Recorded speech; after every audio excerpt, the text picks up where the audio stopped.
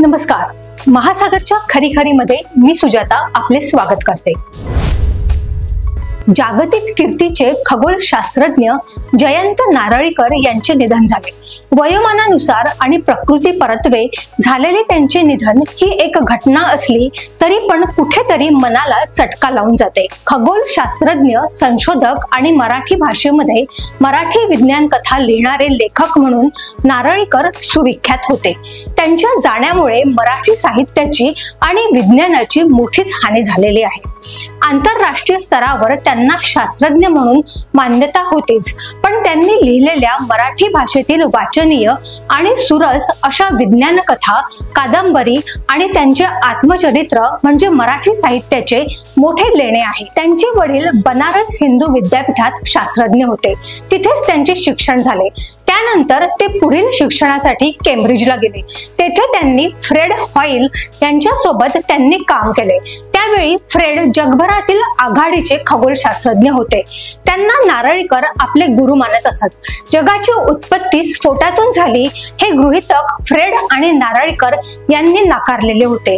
जयंत नारळीकर यांची महाराष्ट्राला सर्वप्रथम ओळख आचार्य अत्रे यांनी आपल्या दैनिक मराठामध्ये त्यांच्यावर लेख लिहून करून दिली होती।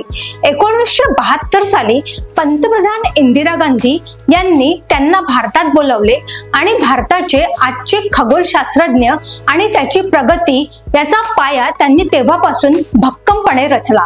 1938 सालामध्ये कोल्हापुरात जयंतरावांचा जन्म झाल्यावर त्यांनी आपले वडील रँगलर विष्णू वासुदेव नारळीकर आणि त्यांची संस्कृत विदुषी आई सुमतीताई यांच्या मार्गदर्शनाखाली पदवी मिळवली होती।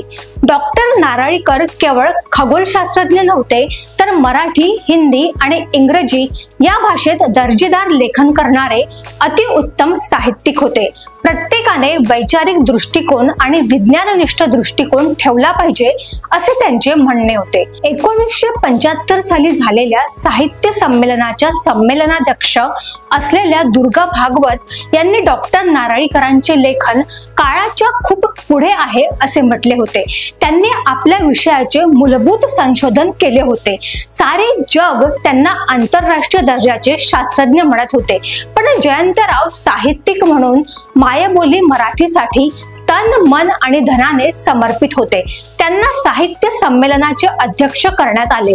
यावरून मराठी साहित्यात त्यांची महत्ता किती मोठी आणि सर्वमान्य होती हे सहज दिसून येते। अन्यथा त्या काळात साहित्यिकांमध्ये जी चुरस होती ती पाहता त्यांच्यासारख्या अजात शत्रू साहित्यकाला इतर साहित्यिकांनी जी मान्यता दिली ती फार मोठी गोष्ट होती। त्यांच्या विज्ञान कथा जशा वैज्ञानिक दृष्टिकोनातून मान्य झाल्या होत्या, तशाच त्या ओघवत्या समजणाऱ्या आणि रसाळ मराठी भाषेत लिहिलेल्या होत्या। आम्ही वर म्हटल्याप्रमाणे डार्विन यांच्या जीवसृष्टीच्या उत्पत्तीबद्दल जो सिद्धांत होता तो त्यांना आणि त्यांचे गुरु फ्रेड यांना मान्य नव्हता। त्यांना याबद्दल विचारले तर ते म्हणायचे की वादे वादे जायते तत्वबोधः, म्हणजेच वाद आणि संवादानेच एखाद्या तत्वाचा बोध होतो, सत्याचे उत्तर सापडते। जगाची उत्पत्ती कशी झाली हे शोधता शोधता कुठेतरी उत्तर सापडेल, खरे खरे सत्य सापडेल असे त्यांचे म्हणणे होते। डॉक्टर नारळीकर वयोमानाप्रमाणे निवृत्तीचे जीवन जगत होते। त्यांच्या सुविद्य पत्नी मंगला नारळीकर यांच्या निधनाने ते एकाकी झाले होते, पण त्यांची विज्ञाननिष्ठा आणि साहित्यावरील प्रेम कधीच कमी झाले नाही। भारतातील आधुनिक खगोलशास्त्राचे ते उद्गाते होते। ते BA, MA, PhD वगैरे होतेच, त्याशिवाय खगोलशास्त्राचे रँगलर टायसन मेडल, स्मिथ पुरस्कार आणि इतर अनेक नामांकित पुरस्कारांचे ते मानकरी होते। त्यांच्यासारखा खगोल तपस्वी विद्वान आज शांतपणे इहलोकाला सोडून निजधामास गेला। त्यामुळे विज्ञान आणि साहित्य यांना साधणारा दुवा निखळलेला आहे। मराठी भाषेचे विज्ञाननिष्ठ लेखक म्हणून ते विद्वानांपासून अगदी सामान्य वाचक आणि रसिक जनांपर्यंत सर्वांच्याच हृदयात राहतील, यात अजिबात शंका नाही। हाच धागा पकडून त्यांना ज्ञान विज्ञानाग्रणी जयंतराव असे म्हटल्यास वावगे ठरणार नाही। या महानतम विद्वानाला आमचे नम्र अभिवादन। अशाच घडामोडींसाठी बघत रहा महासागर।